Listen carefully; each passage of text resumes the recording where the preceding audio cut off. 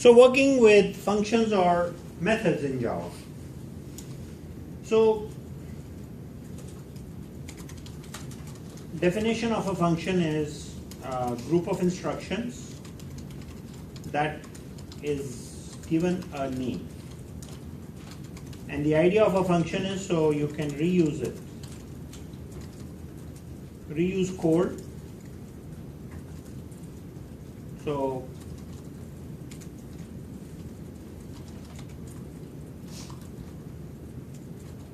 there are different types of functions in Java. There are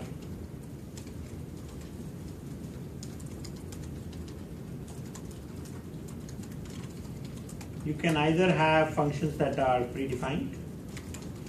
So we go to the library, we go to the Java library, and we can use predefined functions.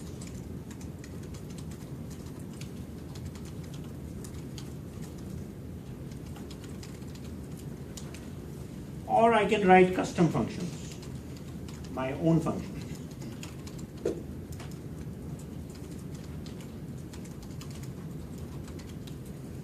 We'll talk about creating your own functions down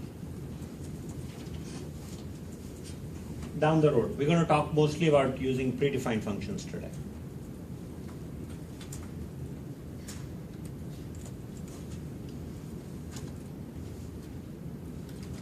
So function can take input and it also provides single output.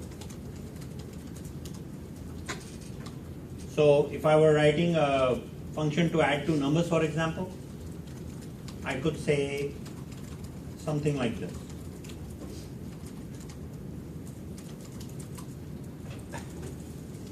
This is the first line of a function.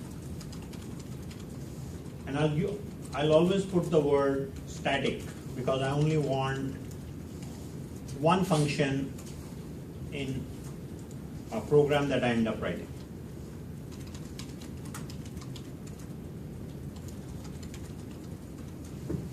Static for now means one copy. Now this, the meaning of the word static is going to evolve over time. So for today, it just means one copy, right? And then a function can have a begin and an end.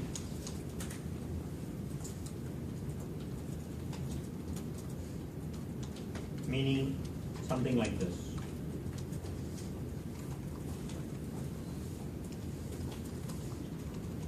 And what you put inside the curly braces is the definition of a function.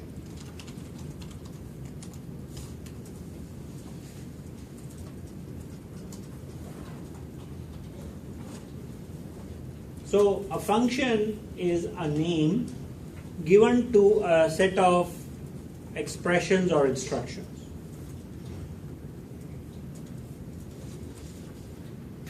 And the idea is that you can reuse it. So for all the functions we're going to end up writing ourselves in this course, we're going to use the word static. And the meaning of the word static is one copy. A function can take input. So x and y is input to this function.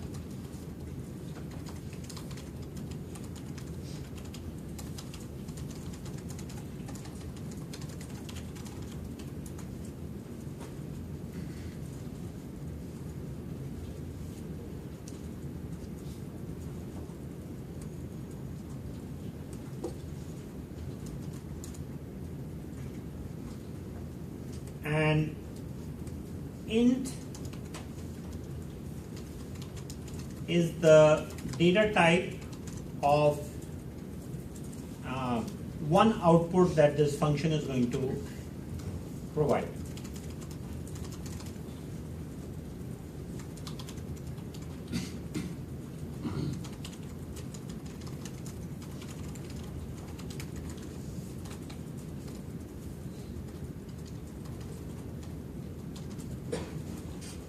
X and Y is input, and the output of this function is integer. So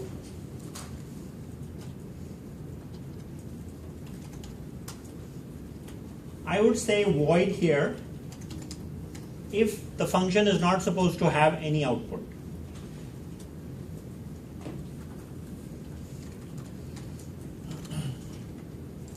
Void if no output.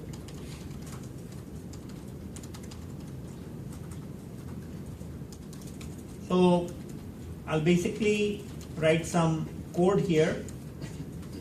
I'll declare a local variable called sum, and then I can compute the sum for X and Y, and then I'll return sum. So this statement is required if return type is not void.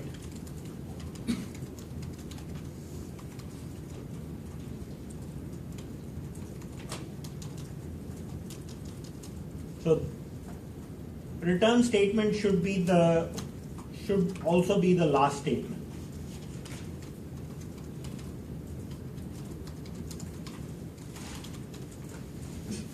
It should be the last statement in the function. That's a good coding habit when you end up writing your own function. Are you guys doing okay on this so far? So what we are also, when we talk about the function definition, whatever you put inside the curly braces is function body. It's basically the set of instructions that you're writing that has been given a name called add. It has input, X and Y, and it also has output, which is one return value from the function. If I made instead of int, if I had said void, then this return statement is not required. If I end up putting a return statement with a void, I'll get a compiler error. And Eclipse will provide you with warnings or expression with some red spots indicating the compiler error. So once a function has been written, you have to call a function.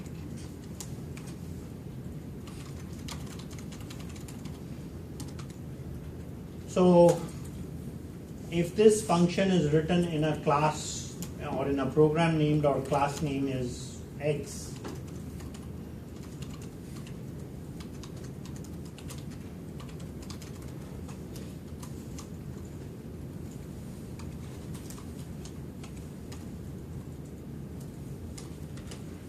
if that's what the program looks like, then I can put together a method. I can write my main method inside the class.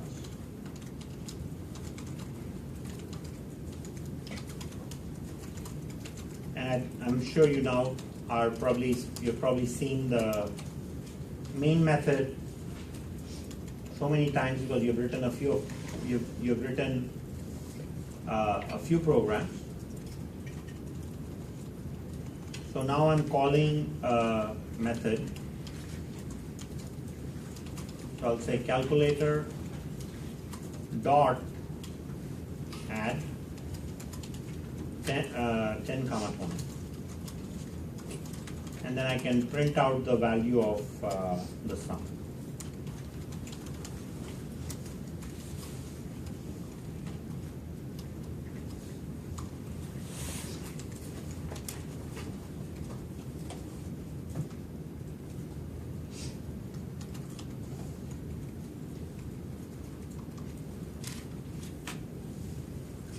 So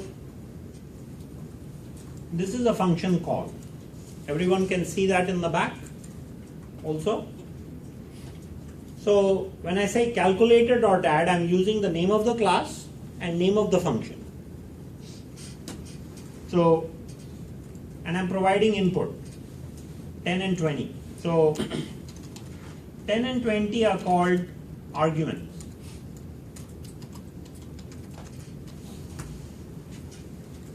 Ten and 20 are referred to as arguments.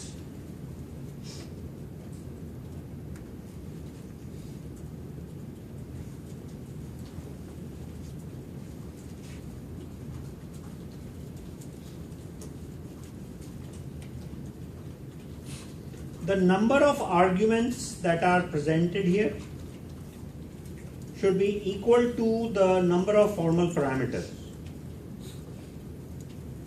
And the data type should match by position for between arguments and parameters. So if I said an integer and an integer, then I should provide two integers in the function call. Okay? If I said integer and a float,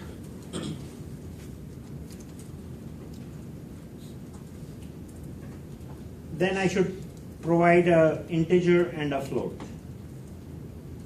But then you have to be careful in my expression here, right? Because when I take an integer plus a float, I'm going to get a float. And if I'm trying to assign that to an integer, then I need to do what is called an explicit cast. So I'll do the summation. I'll let the integer and float live together. I will get a float data type as a prevailing type, and then I'll have to tell that expression that the resultant of x and y, which is a float, please treat that as an integer when I'm ready to assign the value to an integer. So then this expression will compile successfully. Then I'll go ahead and return a sum. So now when that value is received back, right? Let's call this results, so there's no confusion. So the result from calculator.add function, right, is returned into res, and then I just go and print that out. So you see, what happens with functions is that the size of main can be reduced significantly. And what we can also start doing is delegating the work to functions from main. So main can act as the place for putting the work of multiple functions together, if that makes sense. Main can act as the leader in a team that delegates the problem, parts of the problem, to different team members. So different team members being the function, and then putting the result of that together, right? I'm going to talk more about that when I talk about writing our own custom functions. We're not going to do that right now for at least a week or two. Please. So if calculator and if add and main are in the same, if they're, do you have to put calculate before add? If You don't have to. Class? When calling a function, do you have to put calculator dot add?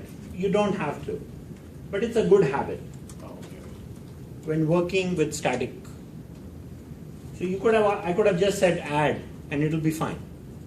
But doing this is just a good habit, because that way the name of the function is resolved properly. In Java, you can write multiple classes. I know right now we are starting off and we are writing one class at a time, but we just start with good habits. So, you have a question or? Okay, sorry. In terms of orders, do you put the main function? If you put the main function before you declare the function, then not necessary.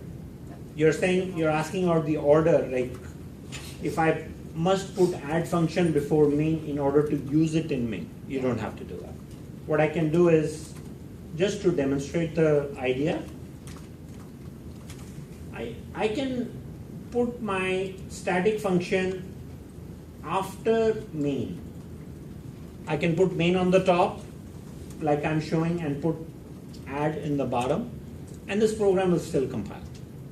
There's no problem. But a good convention always is to put main last. And depending on the company you work at, they will have coding standards and they'll tell you how to do this. Some might even say that, you know what, don't put the main function in the same class as calculator. Let's go in and create another class in another file, and let's call it the driver.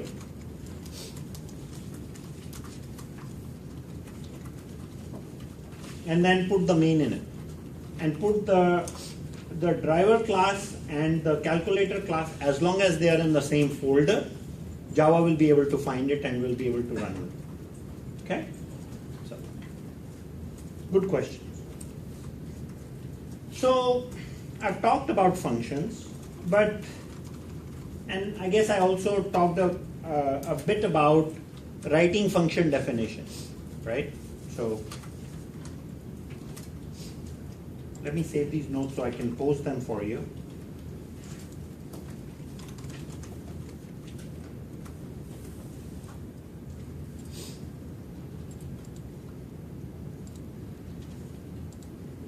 So my goal right now is that you guys know how to call functions. But showing you how a function is written is just so you can understand how the library is set up and how the structure of writing functions is set up, so when you are ready to call, you understand how it works. But for the most part, you're going to have classes that you're going to refer to with static functions for now. You're also going to find that you'll find in the library there are a lot of non-static functions. We're not ready to use those yet because I haven't talked about it. If on your own you can figure out, great. But we haven't really talked about the concept of object-oriented programming. So I'm just going to shy away from visiting non-static functions until I've covered that, which will probably happen in a couple of months. Okay? So what have we covered so far? Just to review. We have talked about what is a function. We have talked about parts of a function, and those parts being function body, name of the function, formal parameters. I also use the word input for this. The return value, and then we talked about a function call. So we are looking at using the name, passing arguments, and return type. The returning value and receiving that in a variable in main where the function is being called.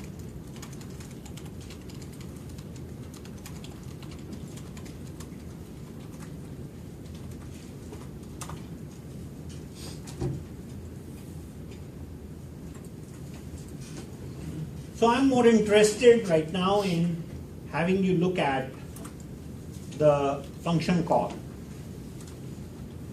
okay? Because we're going to be doing that quite a bit. And that is this line in particular. I've given arguments that are given as input into the add function. Add function does its thing, returns the value, and that result is stored in the res variable. If my add function was returning the void type, then I cannot receive a value back. I have to basically make my function call like this, calculator.add, and that's it.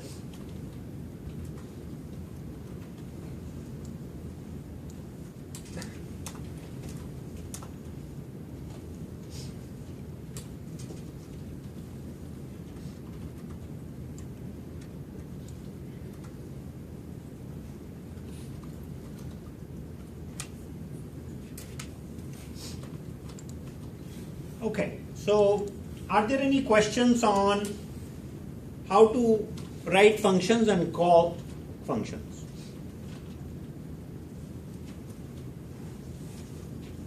Is everyone okay so far? Okay. So the next thing, I want you guys to start using the Java library. And a term I would like to use is that the Java library is like our gold mine. There is so much stuff in this library that we don't have to program anything that we need is there. And I like to use the term of like going to a store like Home Depot, where things are already built and it's ready to use. So I would like you guys to use the java.lang library. That is also called a package.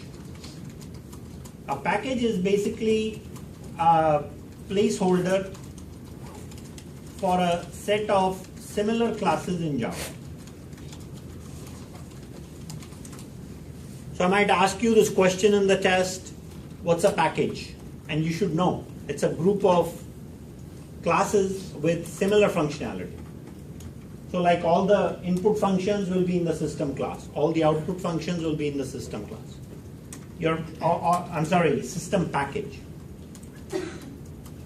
So you're familiar with it, right? Because you're using system.out.println or system.out.printf. You guys are familiar with these,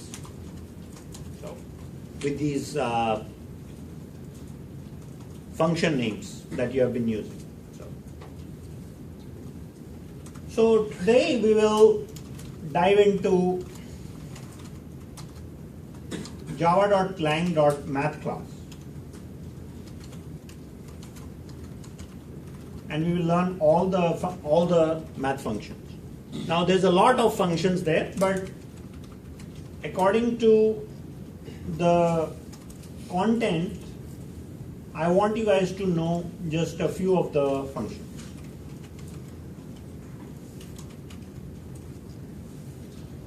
And you can get this list that I am displaying from the notes. Of course, the list will be there in your, it will be posted for you again. So, where do you get to know these functions from? So,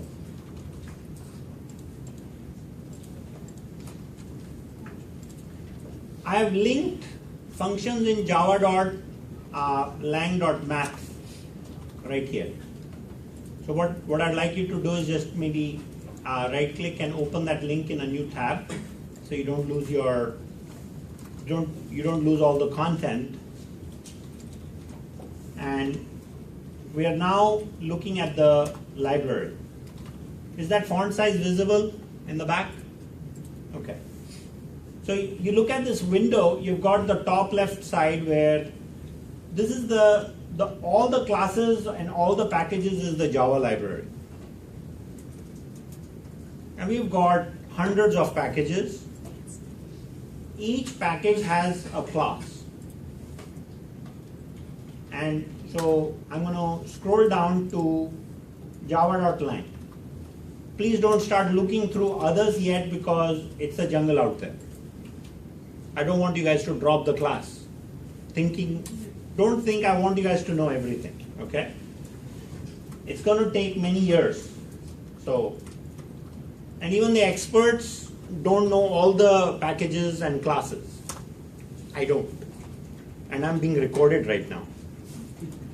I'm supposed to know everything about Java because I've been teaching it for 18 years.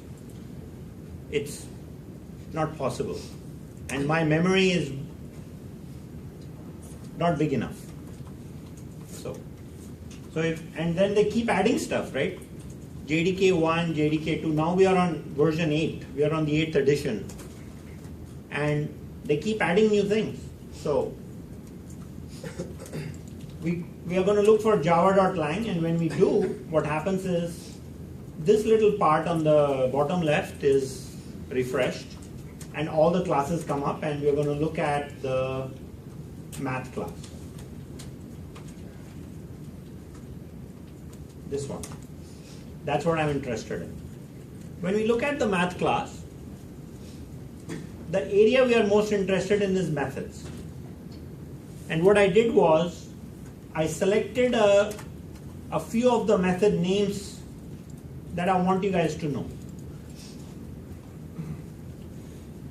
Figuring out the absolute value, cube root, ceiling, cosine, exponential, floor, hypotenuse, log values, max, min, power, round, sine, square root, and tan. These are the functions I want you guys to know for exam purposes. Now, my conjecture is you have visited these in mathematics already. But I'm assuming you don't know. I'm just going to assume you don't know what it means, so I'm going to cover each one.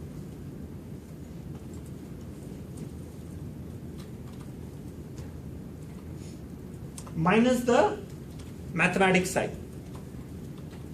So what we'll do is, obviously you can go and read the details of each function. So like I can go and look at the absolute value and it will tell you what it is, what it does.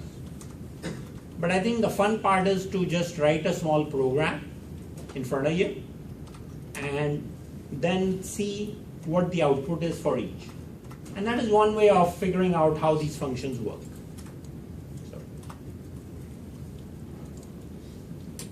So let me start Eclipse.